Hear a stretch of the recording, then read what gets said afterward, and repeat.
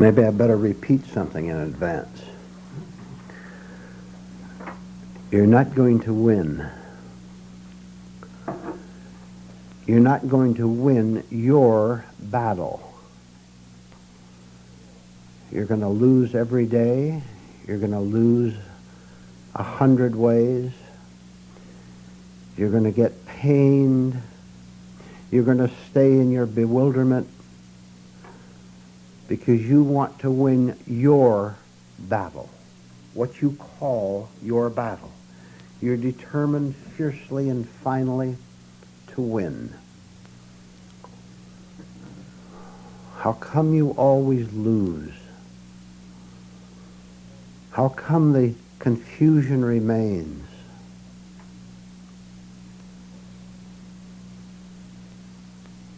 You are not going to win.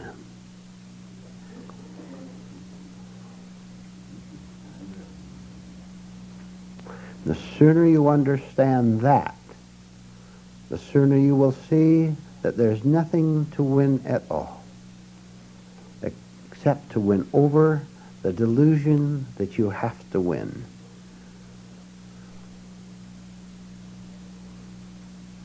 I know all of you personally to one degree or another, all of you. And I know exactly where you're trying to win. And you know what? I can't say a word to you. I'm not going to waste my breath on you. You're determined to do it the hard way, to suffer. That's your choice.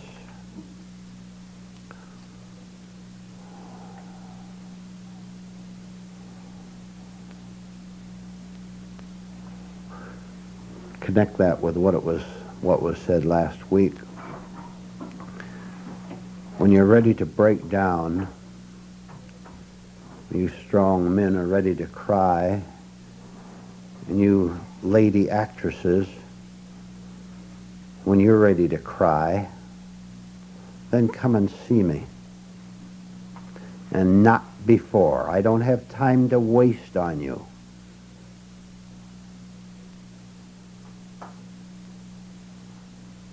I know when you're ready or not.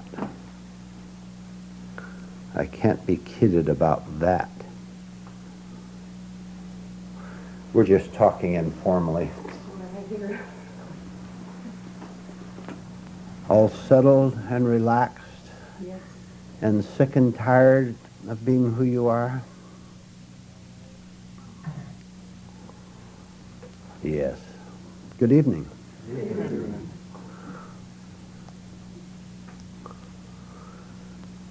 Let's start with an illustrative story. You'll see how it applies to what we're trying to do here. Suppose you and a friend are out walking in the hills on a hot day, wooded territory, and you don't know the area very well. You're not acquainted with it. It's unfamiliar to you. So you wander around for a couple hours and see the sights and just generally enjoy yourself hiking. And it's a pretty hot day, so about noon you see a nice little pleasant brook and a little shade beside it. So you just sit down and rest and scoop up a handful of cool water and rest a little bit.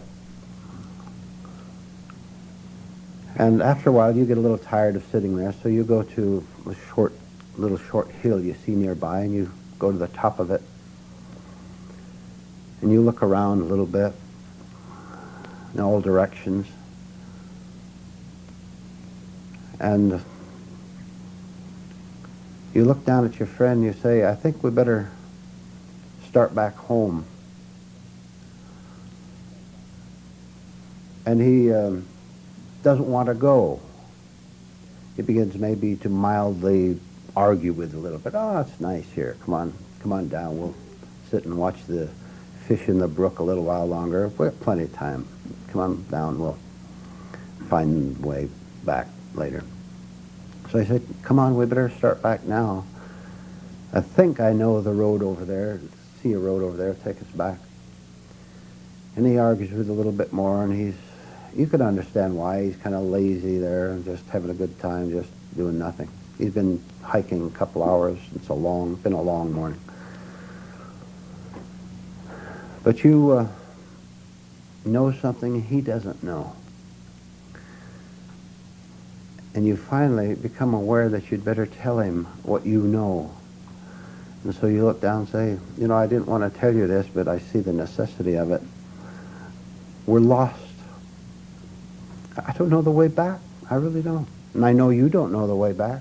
We've been wandering around 2 or 3 hours this morning. We may be a long ways from the nearest house or something where we can find the way back to the camp. And to your surprise, he argues again. You thought that would prompt him to get up and furiously walk with you back, to find the way back home. But he argues again. No, it's all right here. And you begin to understand that too, because you know the man somewhat. And you begin to see that he's comfortable where he is, and even to let the thought enter his mind that he's lost and has to begin to find his way back home with you. He just doesn't want to be bothered with it. It's just too much for him to think about. So at this point we leave the illustration, having it served its purpose. And by the way, remember that. Illustrations, stories, anecdotes certainly have their place in illustrating what we're trying to do here. But please, after a while, leave them behind so that you don't take that as the important thing instead of the lesson that they're trying to convey to us. Write down a sentence, please.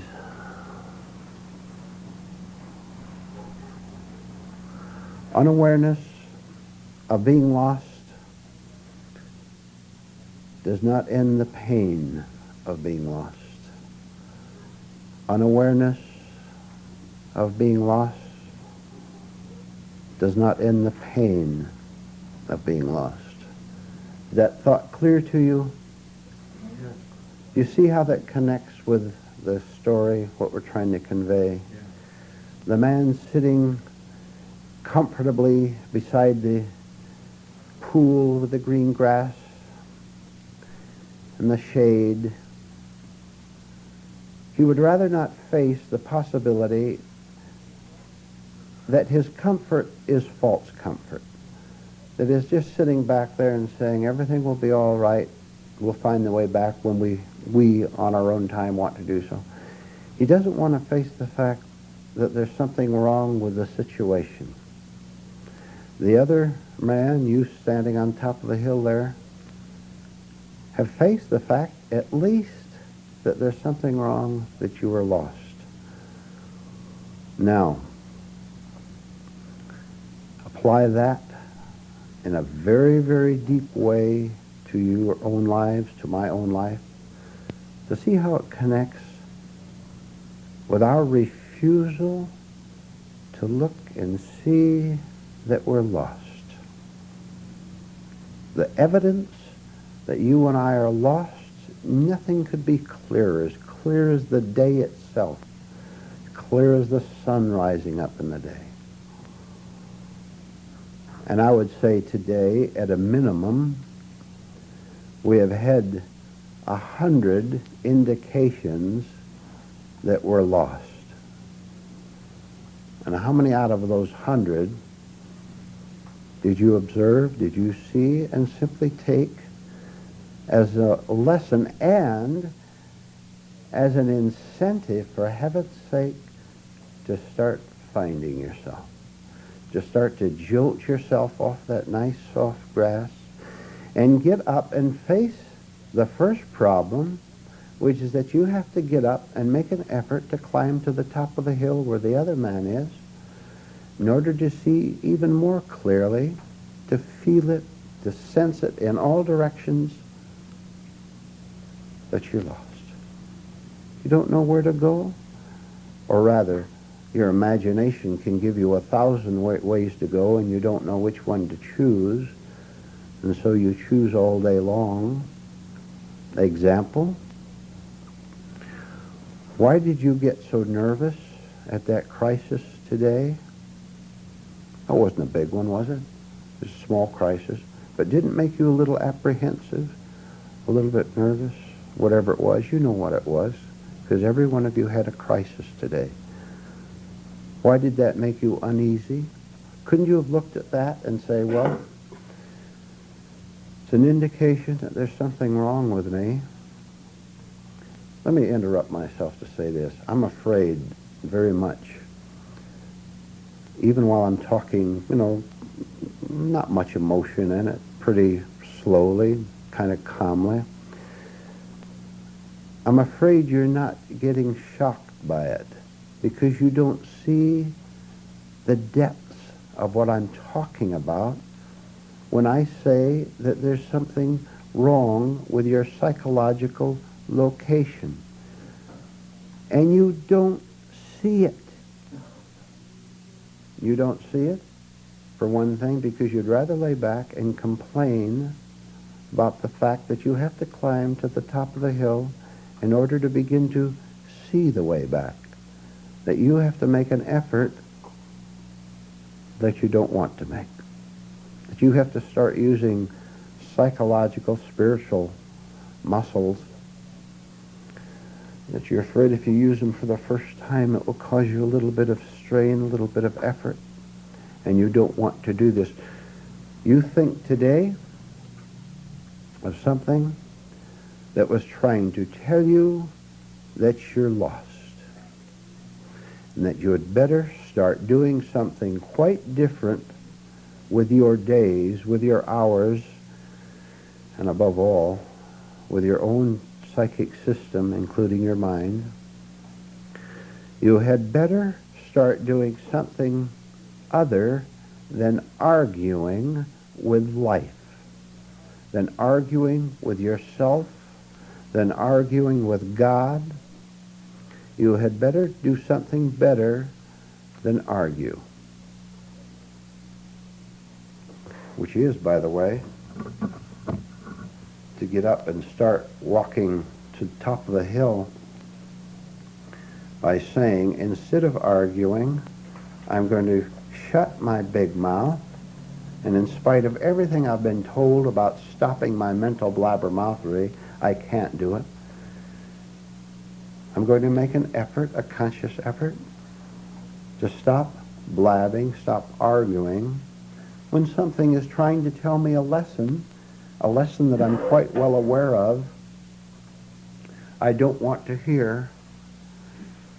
I don't want to hear it at all, because it's easier to sit down on the grass and go to sleep and every 2 or 3 minutes look up and make a snapping, bitter remark at society, at someone who passes by, make a snapping remark and get a false pleasure out of that, and then go right back to sleep again. How beautiful to dream, how beautiful to nightmare my life away. And then you have the nerve, you have the gall to complain that you're not making progress, that you're not getting anywhere, that you're not understanding anything, that you come here week after week and the light is just as distant as it was when you started. You know that you and I have no just complaints whatever.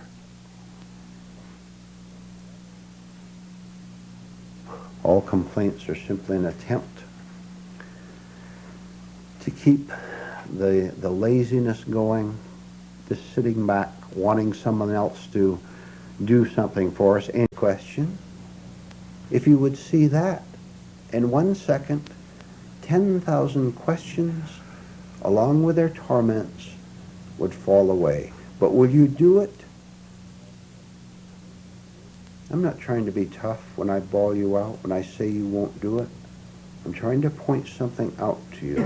I'm trying to get you to see the very heart of this whole business that we've talked about so much, and which I started off unofficially this evening, I want you to get to see that there's no one there who needs to suffer. There's no one there who needs to be tormented by your own questions. There's an imaginary entity there that you've been told exists there and that you don't understand is simply a mechanical force that you have allied yourself with. You're going to have to separate yourself from your position down on that, what you call a comfortable spot, which is very uncomfortable because you're anxious over being lost, but you don't want to admit it. You're going to have to separate yourself from that position, walk, so to speak, to the top of the hill in order to make a new start, a really new start in your life, in order to find your way back to camp. And now I have to again end the illustration so that we don't make a mistake. You get back to camp when you see there's no one there to get back to camp.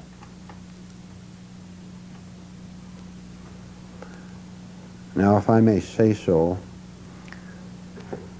if you will work on what you just heard, you will save yourself 5 years, 10 years, 20 years.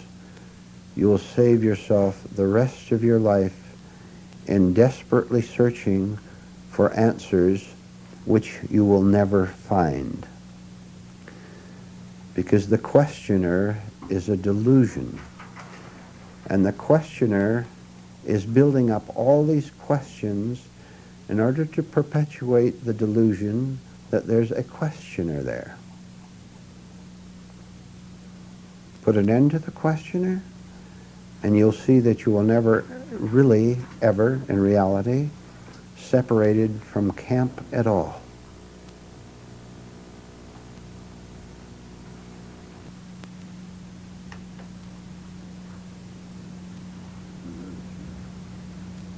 Put an end to the seeker, and there's nothing to seek. Now, are you going to spend the next 10 years understanding what that simple sentence means? Can't you begin to see what it means? Don't you see the beauty of it? Don't you see that you don't have to listen to anyone? That you can listen to what God inside of you is trying to tell you? That you don't have to be discouraged at all because you've shattered the whole thing? Don't you see that you can begin to work, begin to walk to the top of the hill by seeing when you get dismayed or discouraged when something doesn't turn out right, that there's no one there who has a need to feel bad? Look, I'm going to say it again. Believe me, there is no one there who has the compulsion to feel bad. See, you think that you have to feel bad when you lose the commission on the sale, when your friend leaves you, when your wife and husband leaves you, betrays you. You are absolutely convinced that when anything goes wrong, you get fired. That when anything goes wrong, that it is a necessity, a requirement, an absolute compulsion for you to feel bad about it. You're convinced, which is a lie. But you now, or I, now prefer a lie to the truth because curiously, we're afraid of the truth. But what is afraid of the truth? The lie, which I am, fears the truth, therefore refuses it. I want to feel disappointed when something goes wrong. I want to feel outraged I want to feel bitter. I want to feel hateful. I want to argue. I want to fight because the part of me that is wrong has me convinced that it's necessary for my survival to do that.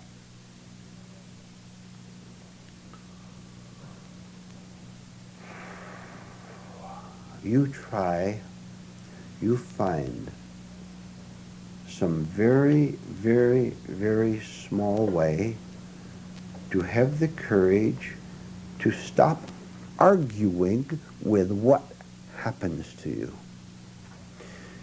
You have the bravery, the cosmic boldness to stop arguing in some small way with what happens to you that you call bad. When you cease to call it bad, that's the end of the argument, isn't it? When you cease to call it evil, that you were betrayed, the boss didn't give you the raise he promised, you thought that medicine would cure you, and it didn't, can you begin to see that the argument is false because it keeps a false notion in place? The notion being that you have to survive as you.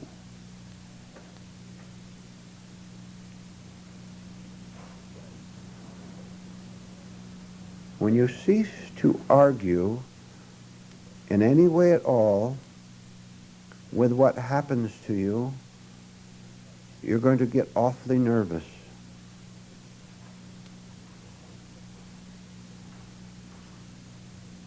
You're going to get triply afraid. You thought you were afraid before? You just wait.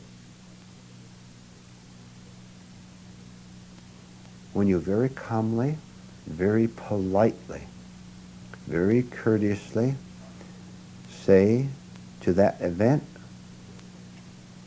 you'll get no argument from me. When it tries to get you to argue, you remember what you just said, and you repeat again, sorry, you'll get no argument from me. It will try to come in the back door and make you agitated again. You get no argument from me. At the same time you're saying this, you're getting nervous. You don't know what's happening to you. Say calmly for the 5,000th time, you'll get no argument from me. The beauty of God will now enter your life for the first time. To your astonishment, you wouldn't have believed it. You're not believing what I'm telling you now. I know you can't believe it. You can only experience it. The time will come when you will see that the need to say, I'm not going to argue with you, begins to fade and fade and fade, so that you say that less and less and less, because you now begin to understand on the cosmic level what you said on the verbal level, on the intellectual level. You're bridging the gap.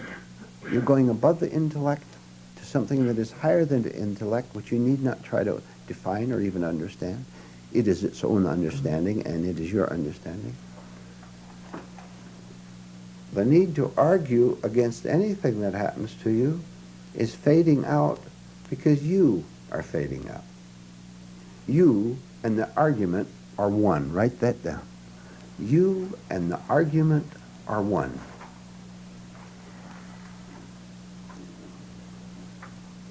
This is the beginning of the ending of all your troubles, of all your fears of your own sins. You know that you're terrified of your own sins. You know that they have you buffaloed and you only see 1 small % of your evil, and you're terrified of the other 99%.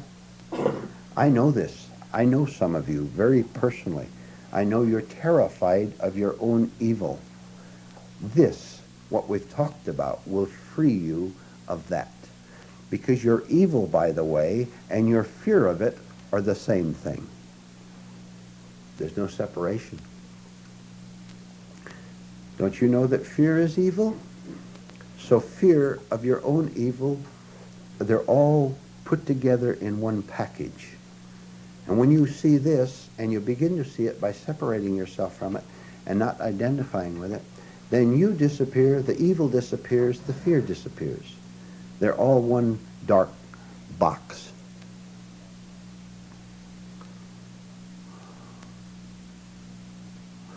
One purpose of this class is for all of us to work and help each other to understand these things, to nudge each other forward in a very nice, light spirit, not heavy at all. Nothing heavy about this. Nothing depressed about this. And a nice, right kind of enthusiasm, because we know we're doing what is right for the first time. We push each other forward. Look, Bill, look, Jim, look, Mary, try to understand this. Look, I don't know where I'm going, Helen, I don't know where I'm going, but I sure don't want to lay back there on the grass and delude myself into thinking I'm back at the camp. I want to get up and make a new kind of effort, regardless of what that effort takes me through. I'm tired of you being able to say one word to me and I get scared. And I cover it up, and I'm sick and tired of that kind of a life. I have no idea what's going to happen to me if I begin to investigate why I get scared when you can say that one word to me. I don't know where I'm going. I confess it. I'm getting a little bit honest there, at least. I used to lie and say that I know the answers, or tomorrow I'll have the answers, which is a lie. That's in time. You can't find the answers tomorrow. You can only die now, which is the answer, or rather, to put it better, the answer's on the other side of our psychological dissolution. Line getting wider. You're not 20 years old anymore. Your vanity is what argues, and your vanity is based on a false sense of self.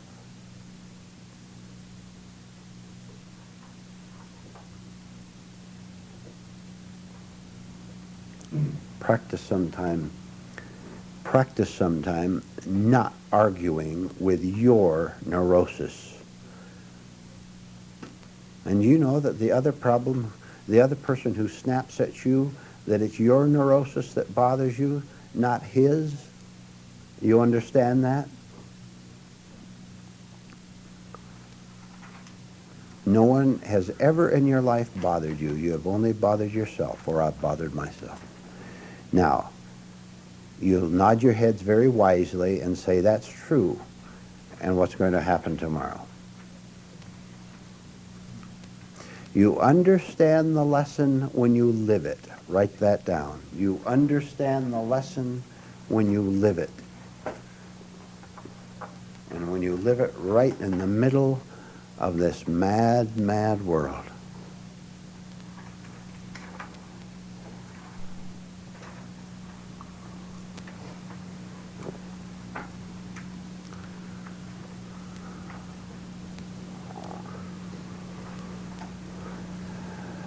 What would you like to talk about? Do you have questions, comments? We have lots of time.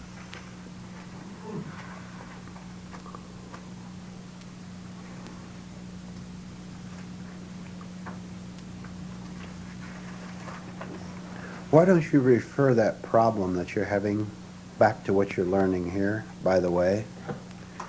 I said, why don't you refer that problem you're having, you know what it is.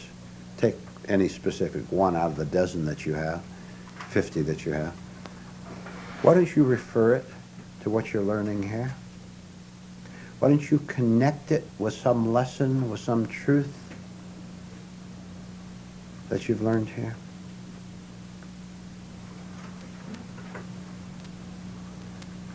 Don't you understand? No one is going to solve your problem but you. Sorry. Sorry. You want the government to solve it. You want your parent to solve it. You want changing circumstances to solve it. You want a favorable event next week to solve it. You want hiding in your imagination and dream world to solve it. It won't. You can solve it because you have a small bit of essence within you, a small bit of yearning, I trust, that wants to grow, that wants to be more than just a little spark.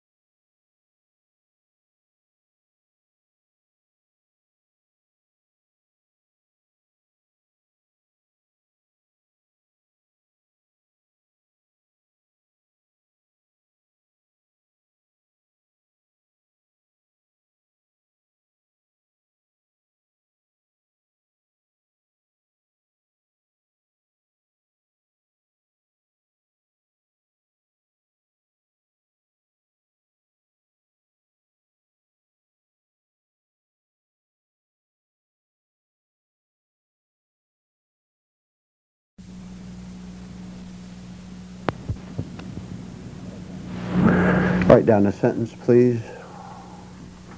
An extremely important thought for you to think about and work with, as follows. Understanding develops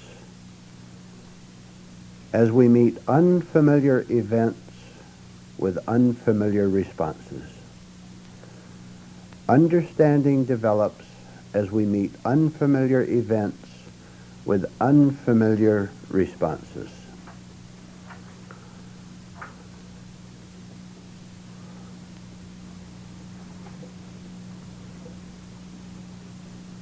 Let's just think it through, see what we have here. I'm making the assumption, right or wrong, that you want to develop understanding, that you prefer to understand what you are all about, what life is all about, that you prefer an understanding to your demands upon life, to your insistence that you already have understanding. You know what life is all about. It's all about getting what you can as fast as you can and closing your eyes to anything that frightens you.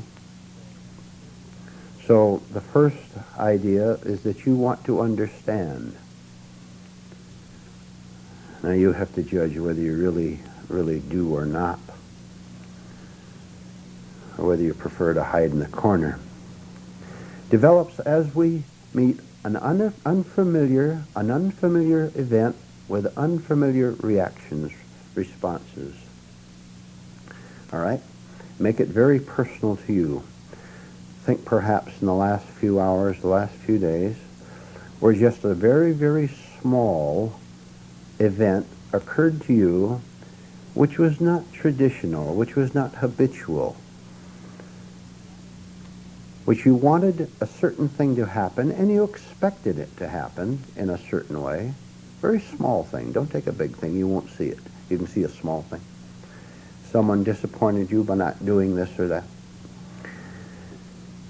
You were disturbed because the situation you wanted to be familiar and comfortable, quote marks, didn't happen the way you wanted it to.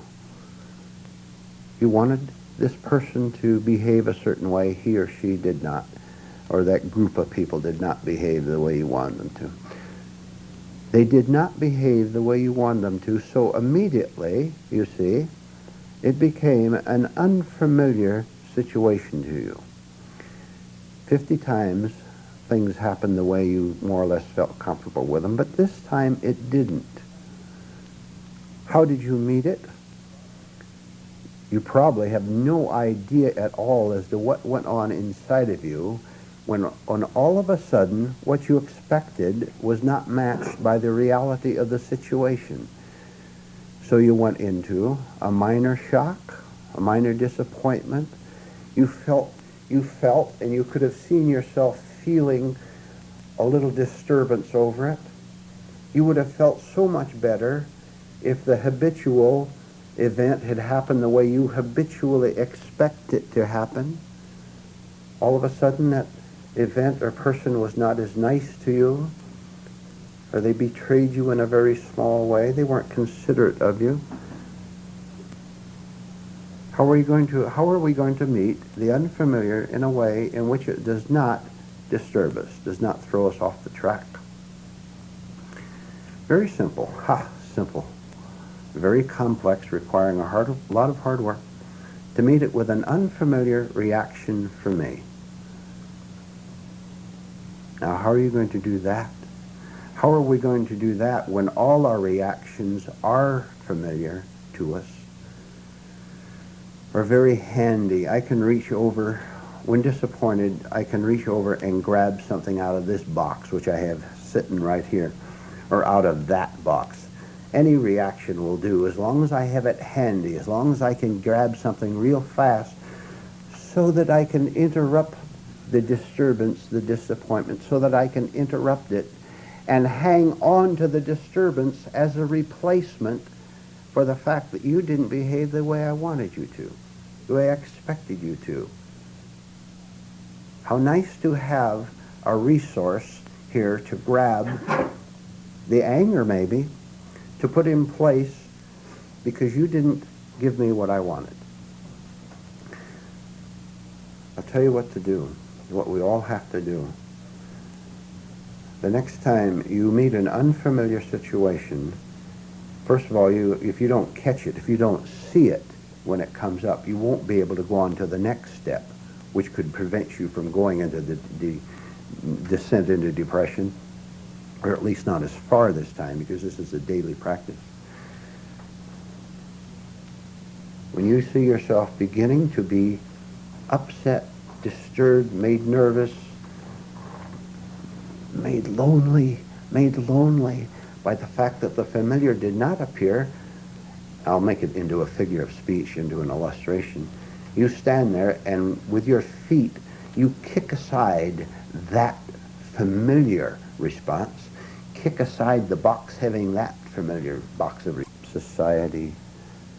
You're looking to them as well as looking to your own neurosis for salvation, for deliverance. We're calling upon our own neurosis and the neurosis of people out there to rescue us from pain. How can that be done?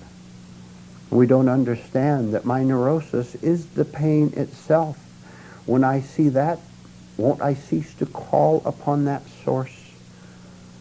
Won't I simply cease to call upon my own neurosis, including my yearnings toward you? Won't I cease to call upon that? And when I cease to call for help from that wrong source, something different happens. I've responded in a new way, so to speak. No response is a new response.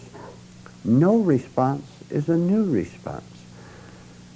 But you're going to have to work for many, many years simply to see the one little fact that you are reacting and calling in your own way, in your old way, in your old way, because you have no choice as yet but to do that. And everything I've talked about here this morning will indeed take years so that you can begin to understand the immensity of what's involved, of everything that has been said in the last 25 minutes, so that you can put the 100 pieces together of what you've heard and begin to see that you have to begin to catch yourself reacting in the old way, which brings on the pain and the nervousness, the jitteriness, and the terror and the horror and all the other hideous things that go with living with me as I presently am, with you living with you as you presently are. Now do you see why there are only a handful of people in this room? Now do you see why most people come here and eventually go away? Now do you see why some of you in this room came for a while and went away?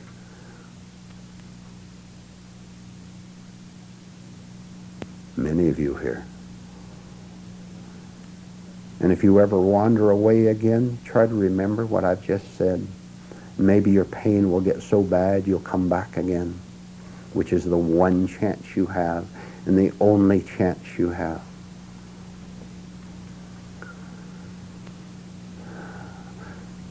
The intellectually familiar is miserable when I try to maintain myself. The intellectually familiar is miserable when I try to maintain myself. I could have made a better sentence, but I think you get the idea of it.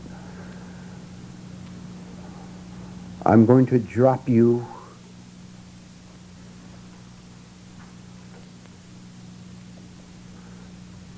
I'm speaking for me and for you. You are saying to me, I'm going to drop you. I'm going to let you go. And I do it now, not when the crisis comes up. Because if I say I'm going to drop you when the crisis comes up, that's the intellect trying to protect itself.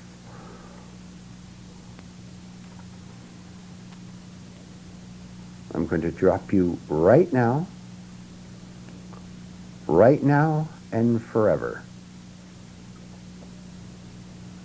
If I fail to do that, no problem. I catch myself yearning for you again, wanting something from you again. I catch myself in that, and I drop you again until I understand on a higher level than I now do what it means to drop you. You is anything.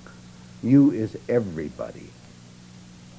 I have to start where I have to start, which is beginning to say it mechanically, to say it without fully That's all right. You're not being a hypocrite. You're not being a hypocrite when you start to say something mechanically for the first time. This is your first step. Don't think that you're kidding yourself or anyone else. Simply be aware. Say, I'm going to drop you. I'm going to be free of you. Now, I don't understand what that means, but it's a good idea, isn't it? Isn't that a tremendous idea? I'm going to be free of you. I don't care who you are, wife, husband, anything, anybody, society, that organization I belong to. I'm going to be free of, guess what? My neurosis in here. I'm going to be free of you.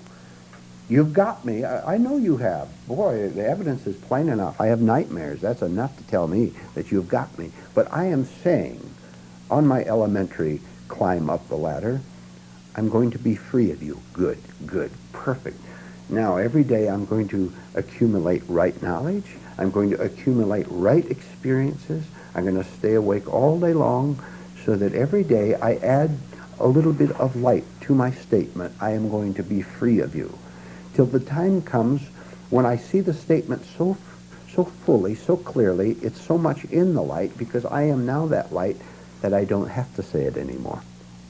I've transcended the intellectual statement, I'm going to be free of you, so that it fades out. And when it fades out, then I am indeed free of you. As long as I have to say it as a lesson, which is proper, then I'm not free of you. Because I still am, the challenge comes up and I bring that up, I'm going to be free of you. But I can see there's something wrong with me saying it. It's all right. I say it, but I see there's some tension in it. I don't really mean it. I don't see it yet. That's fine. Great. Tremendous. Until the time comes when I understand that I don't have to say it. Instead, I can be someone, be something that is above the verbal level, above the need to even say it. There's now no division in me. There is no me that says, I am going to be free of you. That's division, is it not? I am still saying there's a me here who needs to be free of you. Neither one of us exists, but I think I do, so I think you do, and vice versa. But I don't understand that yet. Not really. Just intellectually a little bit. I work until I put an end to me, which puts an end to you, which puts an end to division, puts an end to conflict, which puts an end to the problem. I am my problem. I put an end to me. I put an end to the problem. That's plenty to discuss during the break, so let's take 10 minutes. And to put it as a question mark after the last word, of course. The event hurt who? The event hurt who? Underline who and put a question mark after it.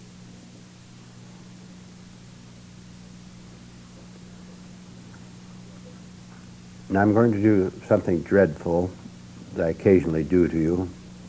I realize how cruel it is. But I'm going to ask all of you to think. Who will comment on the sentence you just wrote down? Chuck. The event hurt who? That hurt our false illusion of ourselves. All right, good start. Go deeper if you can. Anybody? Yes, Alan. If I'm nothing but a collection of habits and ideas and attitudes, then there's nothing behind all that for an event to hurt. Quite right.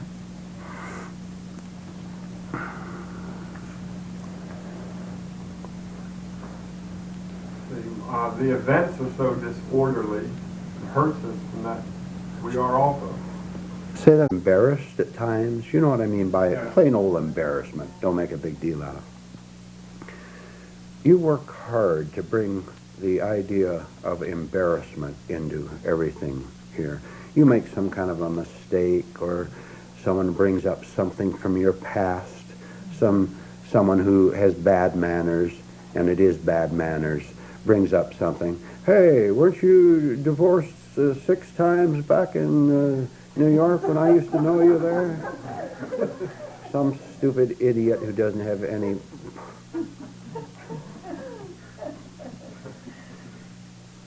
What's your reaction to that? And he said it in front of... Who? He said it in front of the group. And you're trying to impress him. Or your seventh wife. What? Or your seventh wife. Your 7th wife, yeah. You want to clobber the idiot, right? Right.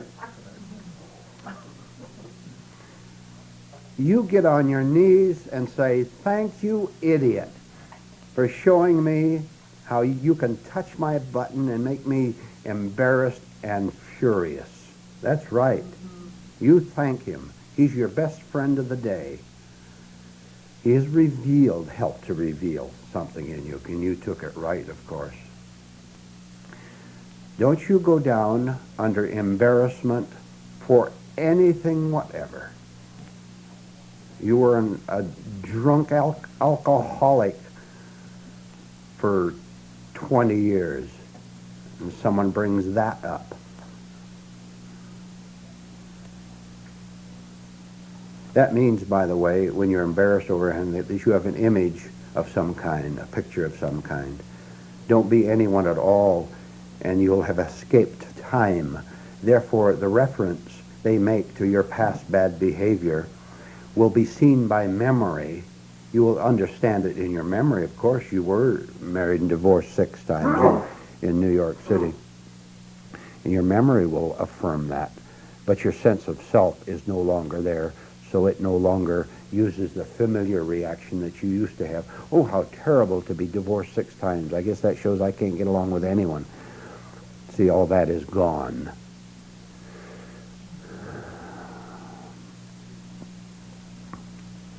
You are free from identification with the memory of having been married 6 times, or of having been an alcoholic for 20 years. Yes. Do we criticize others so that in our own minds we kind of elevate ourselves to like sort of a one-upmanship? Oh, sure. One of the great petty neurotic pleasures of our life is to get something on someone else. Big thing or small thing. Get something on someone. And oh, what a great delirious pleasure, destructive pleasure it is to get someone who has been close to you, and then betrayed you or something, and then you get some... Divorce, again, is a good example of that. Watch how they suddenly accuse each other of all these little petty hurts and grievances they've been storing up for all these years, huh? They finally come out, huh? That old smiling, loving mask finally falls off, right? All right, if you and I are ever in a situation like that, you will refuse to use that to get something on someone else. It'll be a great temptation to do it, won't it? And you'll get a great deal of pleasure. Yes, but where do I tell what I know about you? And you do know it, right? Don't you dare. Your eternal salvation depends upon you catching yourself ready to blast it. Now it's my turn. Don't you dare take your turn if you want God more than you want your neurosis, your pleasure of your neurotic outburst. Notice the grimace that you put on your face and inside when you get something on somebody. And don't you know that in that state you are completely hypnotized, completely enjoying it? I am somebody. Now it's my turn at last. You're going to get in trouble sooner or later. You live in that.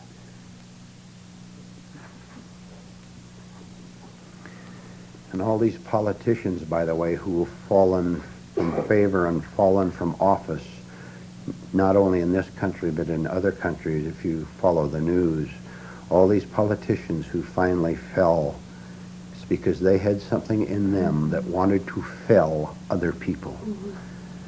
And you cast your bread upon the waters, it comes back. Soggy bread.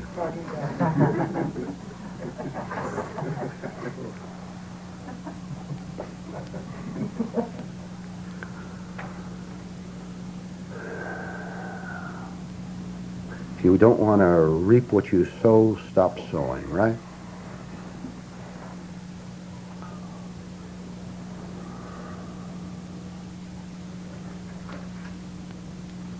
And don't be ashamed of your sin. We talked about that last night. But don't you glorify it in either. That's simply another wrong reaction. Any reaction on the intellectual level, except the right thought, of course, any reaction to your own sins will only keep it going. And it can very well disguise itself, can't it? I used to be a sinner, now I'm a saint. And I'll write a book about it and make $1 million. I used to be a dope peddler. I used to be an atheist. I used to be a crooked politician. Now I'm a Christian. And I hope if I make enough TV appearances, I'll make $2 million off it. I used to be a Nazi. Now I can see the error of following Hitler. Now I'm repentant.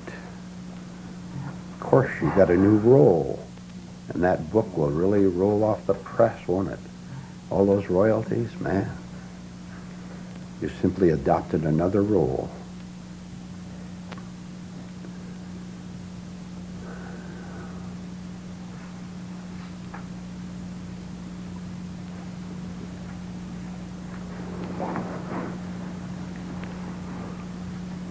The more we're surprised by what society does to us, the less we understand society. That's very good.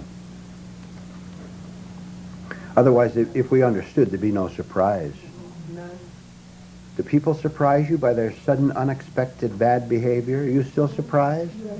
Why are you so gullible? Why are you so stupid? Why don't you see human nature, as Sally just said, as it is, instead of as you want it to be, to make you feel good? That politician is going to take care of you. Ha! What a laugh. But we're so dumb, what will ever get through our heads that in fact they are out for themselves, not just politicians. Go ahead, John. The less I understand about myself, the less I understand about people, society. Of course. And therefore, the more surprised I am. And the thing is, less I understand, meaning if I don't see all the images I have of being a good person, a nice person, a generous person, if I don't see that these are lies in me, then I certainly can't see that it's lies in other people, so I'm constantly shocked or surprised. Correct. Correct.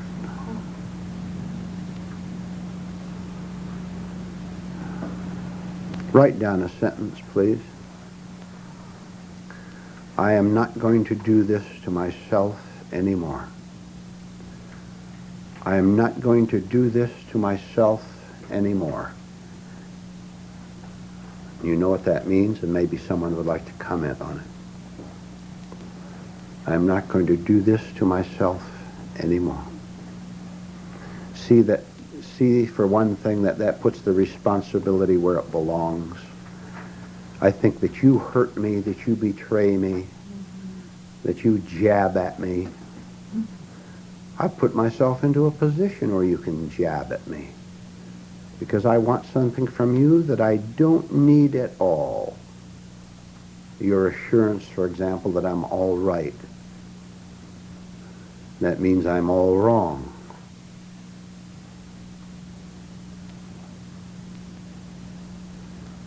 God will tell you that you're all right, and that is the truth. That is an accurate statement when it comes from God. human being tells you you're all right, that's a con game from someone who wants you to return the favor. And when you're all right, you will not hear God tell you that you're all right. You will know that you're all right. If God tells you you're all right, you're not. Because God is your God talking to you, your image, which is deception, correct? When there is silence, you will know that you're all right, which is God speaking in silence. God speaks in silence, which is a state of being, not a state of division hearing.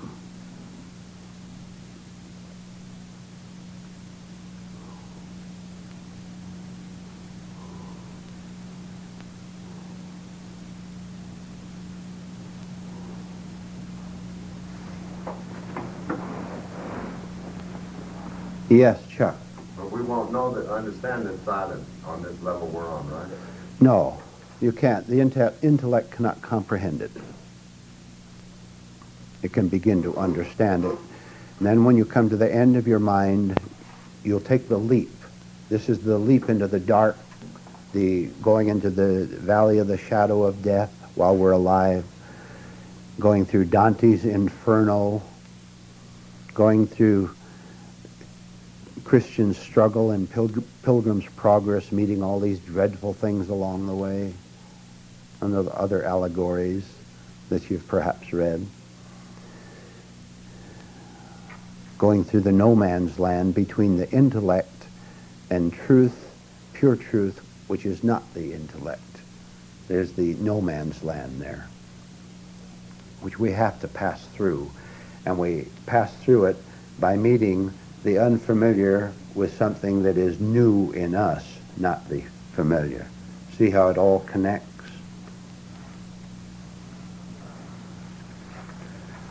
Truth is here, right in this room, right now, trying to help us understand these things.